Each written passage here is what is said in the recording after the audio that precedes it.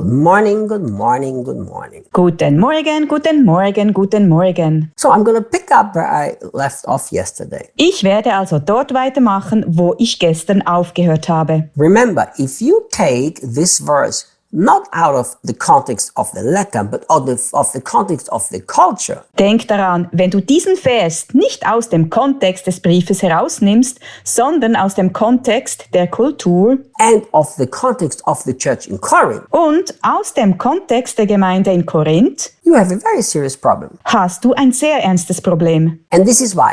Das ist der Grund. People, in my understanding, misinterpret the Bible so much Meines Erachtens legen die Menschen die Bibel so sehr falsch aus, because they don't ask a simple question. Who was the author talking to? weil sie sich nicht die einfache Frage stellen, zu wem spricht der Autor? To Timothy, Paul doesn't say, hey, it's good to get married because of sexual immorality. Zu Timotheus schreibt Paulus nicht, hey, es ist gut, wegen sexueller Unmoral zu heiraten. What does he say to Timothy? Was sagt er zu Timotheus? Run away, flee from sexual immorality. Lauf weg, flieh vor der sexuellen Unmoral. You see, Paul is teaching the churches that you must run away from sexual immorality. Du siehst, Paulus lehrt die Gemeinden, dass man von der Unzucht weglaufen soll. But only to the Corinthians says, you need a husband, you need a wife, so you can have sex with one another so that you won't live in the sin of sexual immorality. Aber nur den Korinthern schreibt er, ihr braucht einen Mann, ihr braucht eine Frau, damit ihr Sex miteinander haben könnt,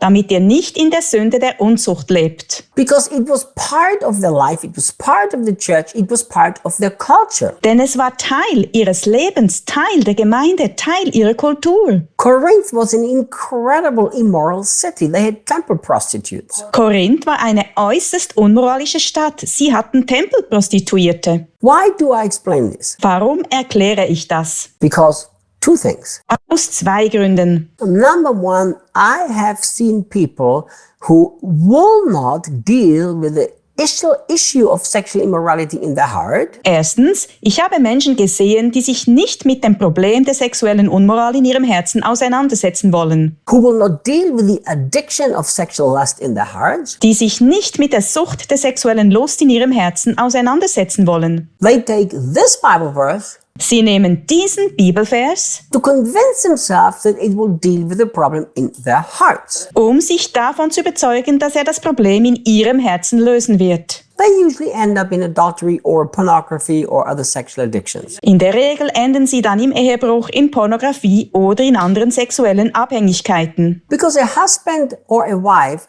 doesn't deal with the sin in your heart. Denn dein Ehemann oder deine Ehefrau kann sich nicht um die Sünde in deinem Herzen kümmern. Only you can. Das kannst nur du. The second reason why I'm saying this is this. Der zweite Grund, warum ich das sage, ist folgender. I have sat in so many marriage counseling. Ich hatte schon so viele Eheberatungen gemacht. And you know, Debbie and me are talking about next year in 2024 do a marriage seminar. Debbie und ich ziehen in Betracht, im nächsten Jahr 2024 ein Eheseminar zu machen. Because it just breaks my heart to see so many destroyed marriages. Denn es bricht mir das Herz, so viele zerstörte Ehen zu sehen. So let's read the verse again. Lass uns den Vers noch einmal lesen. Perhaps, Vielleicht. which means maybe it's okay to live in celibacy, maybe not. Das heißt, vielleicht ist es in Ordnung, im Zölibat zu leben, vielleicht auch nicht. But because of the danger of immorality, Aber wegen der Gefahr der Unmoral each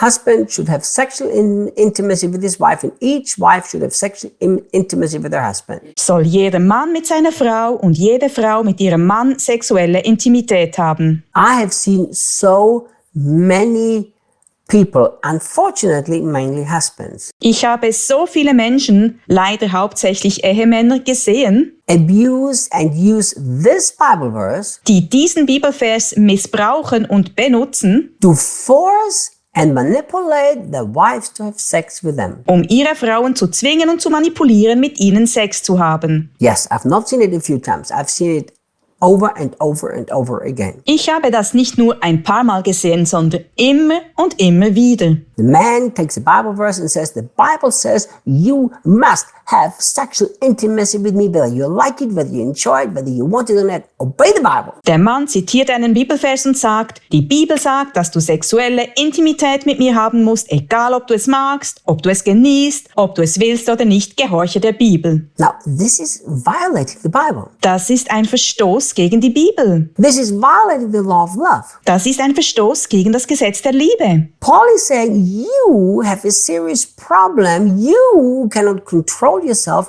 so you too should live in sexual intimacy with one another. Paulus sagt damit, ihr habt ein ernstes Problem. Ihr könnt euch nicht beherrschen, deshalb solltet ihr beide in sexueller Intimität miteinander leben. Look what he says in verse 3. Schau, was er in Vers 3 sagt. A husband has the responsibility of meeting the sexual needs of his wife, and likewise a wife to her husband. Der Mann hat die Aufgabe, die sexuellen Bedürfnisse seiner Frau zu befriedigen und ebenso die Frau gegenüber ihrem Mann. Do you know what's interesting? Weißt du, was interessant ist? The Apostle Paul is saying here about sexual needs, not lustful desires. Der Apostel Paulus spricht hier von sexuellen Bedürfnissen und nicht von lüsternen Begierden. You know, and there is a big difference. Das ist ein großer Unterschied. Because if you actually look into the original Greek, Denn wenn du das griechische Original anschaust, are you ready for a shock? wirst du schockiert sein. It doesn't even say sexual need, it says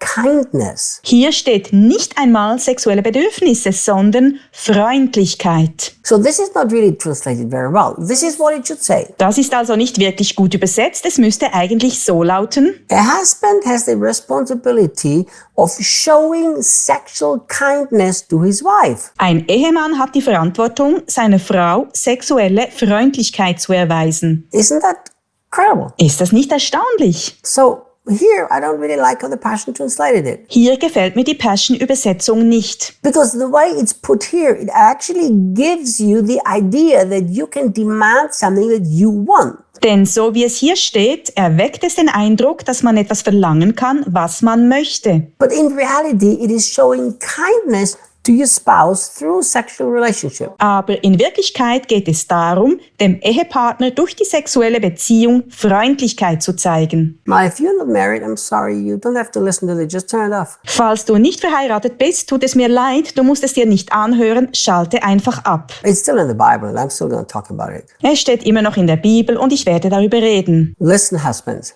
Ehemänner, hört zu. If you have sex with a wife to satisfy only yourself, I believe you're sinning. Wenn ihr mit eurer Frau Sex habt, um nur euch selbst zu befriedigen, dann sündigt ihr meiner Meinung nach. I really believe that. Ich glaube das wirklich. You're using your wife as a prostitute. Ihr benutzt eure Frau als Prostituierte. Because first of all, it's not love. Love doesn't seek its own interest. Denn erstens, das ist keine Liebe. Liebe sucht nicht nach ihren eigenen Interessen. Secondly, in the original, Paul says here, the husband is supposed to give, it's his responsibility to show sexual acts of kindness to his wife. It's not kind to use her. Zweitens sagt Paulus hier im Original, dass der Ehemann geben soll. Es liegt in seiner Verantwortung, seiner Frau sexuelle Wohltaten zu erweisen.